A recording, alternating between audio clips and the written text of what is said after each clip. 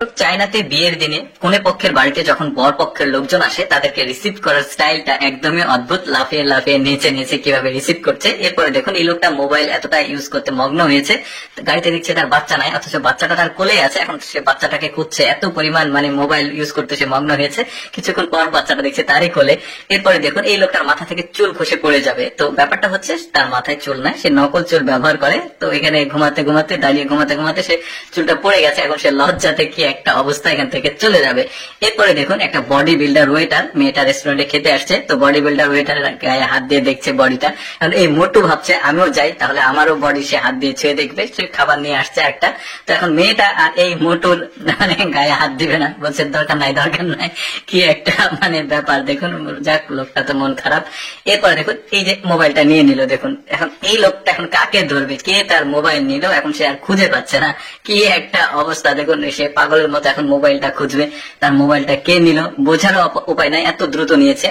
এই মহিলাটা দেখুন কি অবস্থা, তার বাচ্চা কাচ্চা তার হাজবেন্ড সবাই তার গায়ের উপর পা দিয়ে আছে, সে নড়তেও পারবে না চড়তেও পারবে না।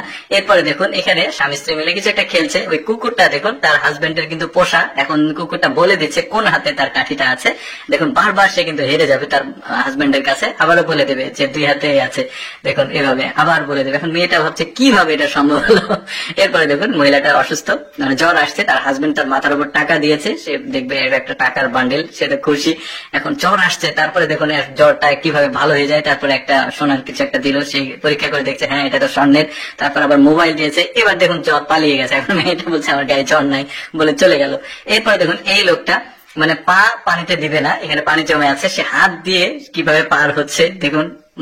কিছু ঘাটটা লোক থাকে না, ওই রকম আসলে পা পানিতে দেবে না, অথচ হাতটা পানিতে নোংরা পানিতে দিয়ে হেঁটে চলে আসলো। এরপর দেখুন একটা বন্ধু তার বন্ধুর স্যান্ডেলটা নিয়ে পলিথিনে নিয়ে তার বন্ধুর আবার হাতে দিয়ে দিল। কিন্তু তার বন্ধু কিন্তু টের পায়নি ব্যাপারটা। পলিথিনে কিন্তু যে স্যান্ডেলটা তারই স্যান্ডেল আছে সে জানে না। এখন সে পা দিয়ে দেখছে তার স্যান্ডেল নাই, স্যান্ডেল কোথায় গেল, সে এখন খুঁজছে স্যান্ডেলটা। তো দেখুন খুঁজে খুঁজে অনেকক্ষণ ধরে হয়রানি হয়ে খুঁজবে, অথচ তার হাতে স্যান্ডেল আছে, সে এখন স্যান্ডেল খুঁজে বেড়াচ্ছে। দেখি শেষ পর্যন্ত কি ঘটে এখানে। এখন বন্ধুটা এসে বলছে তুমি কি খুঁজছো, তো স্যান্ডেল, তো স্যান্ডেল তো তোমার হাতে আছে। এখন দেখে কি একটা অবস্থা।